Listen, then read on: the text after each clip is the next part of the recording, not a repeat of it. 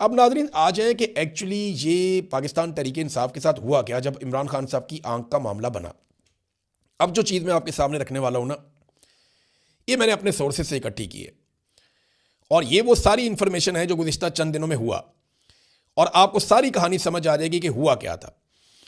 जिस वक्त इमरान खान साहब की आंख की बीमारी का मामला बाहर आया, सलमान सफदर साहब रिपोर्ट लेकर आए और रिपोर्ट इसलिए बनवानी पड़ी क्योंकि अक़वाम मुत्तहिदा का वफद सुप्रीम कोर्ट ऑफ पाकिस्तान में आया था।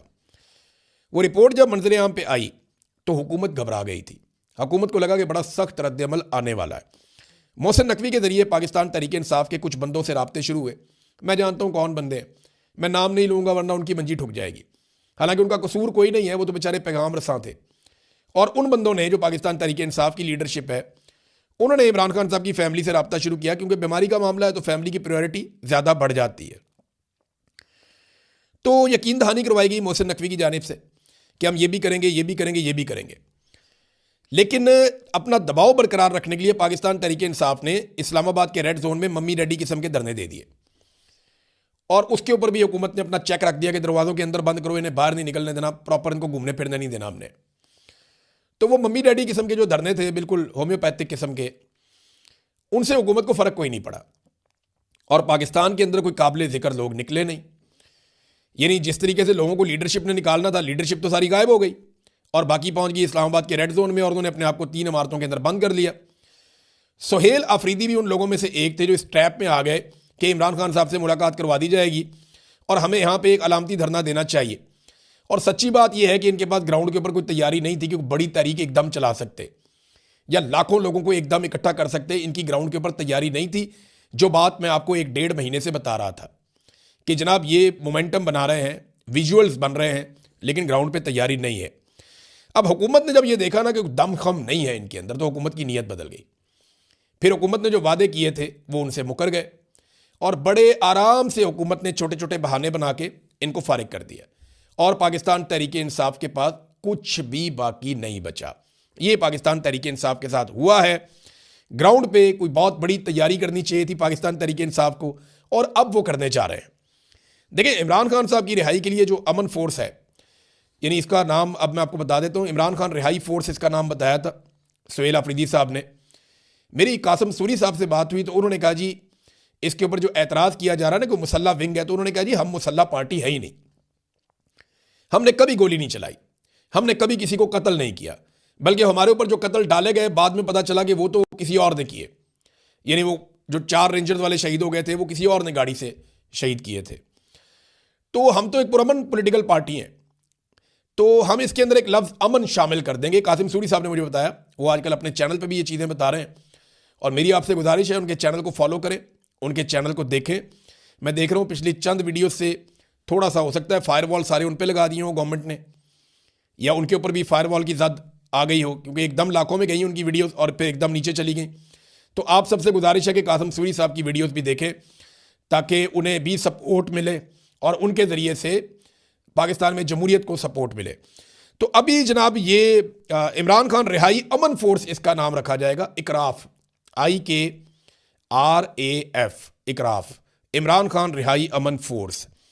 और ये बहुत बड़ी तैयारी करने जा रहे हैं मेरी इतला के मुताबिक। इस वक्त पाकिस्तान तहरीक इंसाफ में इस आइडिया को लेकर कुछ जगहों पे बेचैनी है।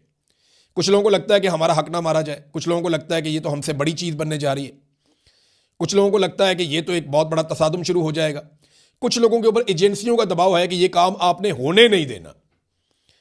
तो हर एक के अपने अपने तहफ़्फ़ुज़ात हैं, लेकिन बहुत सारे लोग इसके साथ खड़े हैं, इस कॉज के साथ कि ठीक है बनाओ एक बहुत बड़ी फोर्स नौजवानों की और ये घी सीधी उंगली से नहीं निकलेगा।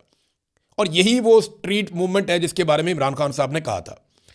अब ये होगा क्या, देखिए इसके अंदर यूथ विंग भी होगी, इसके अंदर ख़वातीन विंग भी होगी, लॉयर विंग भी होगी, स्टूडेंट विंग इसके अंदर होगा, आम नौजवान, ताजर विंग, उलमा विंग, यानी बहुत सारी पाकिस्तान तहरीक इंसाफ या अपोजिशन के जितने लोग हैं जो अलग अलग तरह से हैं या आवाम के अलग अलग तरह के जो पूरे एक पोर्शन हैं वो सारे इसके अंदर शामिल हो जाएंगे। तो ये इनका टारगेट बहुत बड़ा है, बहुत बड़ा टारगेट है। मैं अभी बता नहीं रहा, वो खुद ही अनाउंस करेंगे।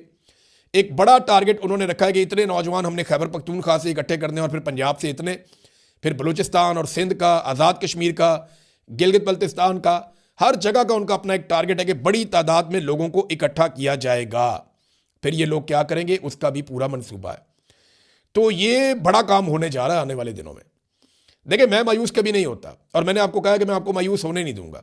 अब लड़ाई लड़नी जो है, इसमें कभी आप नीचे गिरेंगे, कभी आप उठेंगे, कभी आपको चोट लगेगी, कभी आप चोट पहुंचाएंगे, कभी आप पीछे हटेंगे, कभी आप आगे बढ़ेंगे, कभी आपको शिकस्त होगी, कभी आप शिकस्त देंगे। लड़ाई तो लंबी चलेगी। इमरान खान साहब बाहर आ जाएंगे ना, ये लड़ाई फिर भी चलेगी और ये चलती रहेगी। इस लड़ाई में पाकिस्तानियों को एक दिन जीतना है और एक दिन पाकिस्तानी जीत जाएंगे इंशाल्लाह। तो ये एक बहुत बड़ा फैसला है और इस पर मेरी इत्तला के मुताबिक एस्टेब्लिशमेंट ने फौरी तौर पे इंफॉर्मेशन गैदरिंग शुरू की है कि ये आइडिया क्या है, इसके अंदर क्या होगा, कौन लोग इसको लेकर आ रहे हैं और उनको रोकना कैसे है। तो सुहेल अफरीदी के खिलाफ बहुत सारी साजिशें आने वाले दिनों में आप देखेंगे, बहुत सारी चीज़ें आप देखेंगे, बहुत सारे लोग लॉन्च होंगे, बहुत सारी स्टोरीज लॉन्च होंगी, लेकिन साथ साथ वो काउंटर भी होंगी।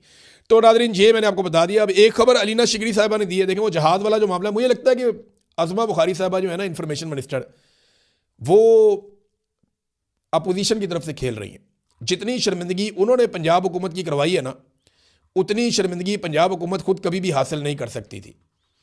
यानी उन्होंने बहुत सारी ऐसी हरकतें की हैं जिससे पंजाब हुकूमत को लगातार शर्मिंदगी हो रही है और उनका एक के बाद एक झूठ पकड़ा जा रहा है। मेरे ख्याल में पंजाब हुकूमत जितनी जल्दी उनसे जान छुड़वा ले उतना बेहतर होगा पंजाब हुकूमत के लिए। बहुत सारे और लोग हैं वो अच्छा काम कर सकते हैं इंफॉर्मेशन मिनिस्टर के तौर पे। अब अलीना शिगरी साहिबा ने ये जहाज़ वाला जो इन्होंने एक ब्लंडर किया, उस पर उन्होंने एक खबर दी है, मैं आपके सामने रखता हूँ। उन्होंने कहा जी, मरियम नवाज अपने दौरों के लिए पाकिस्तान एयरफोर्स का जहाज़ इस्तेमाल करती रही है जो टैक्स दहिंदगान के पैसे से चलता है। इस जहाज़ के अंदर मौजूद सीट कवर्स, उनका रंग मरियम नवाज को पसंद नहीं आया था। फिर बताया जा रहा है कि जहाज़ की सीटों के कवर तब्दील करने पर तकरीबन 1.5 करोड़ रुपया खर्च किया गया कि मरियम नवाज साहबा को एयरफोर्स के जहाज़ के अंदर सीटों का रंग पसंद नहीं है, लिहाजा सीटों का रंग तब्दील कर दिया जाए। 1.5 करोड़ इन्होंने खर्च कर दिया उस काम पे। यानी मरियम नवाज की ख्वाहिश थी कि जब वो सफ़र करें तो जहाज़ की सीट कवर उनके पसंदीदा स्टाइलिश रंग में हो और इस ख्वाहिश पर अमल दरामद भी किया गया, वो भी आम आवाम के टैक्स के पैसे से। और पाकिस्तानी भूखे मर रहे हैं।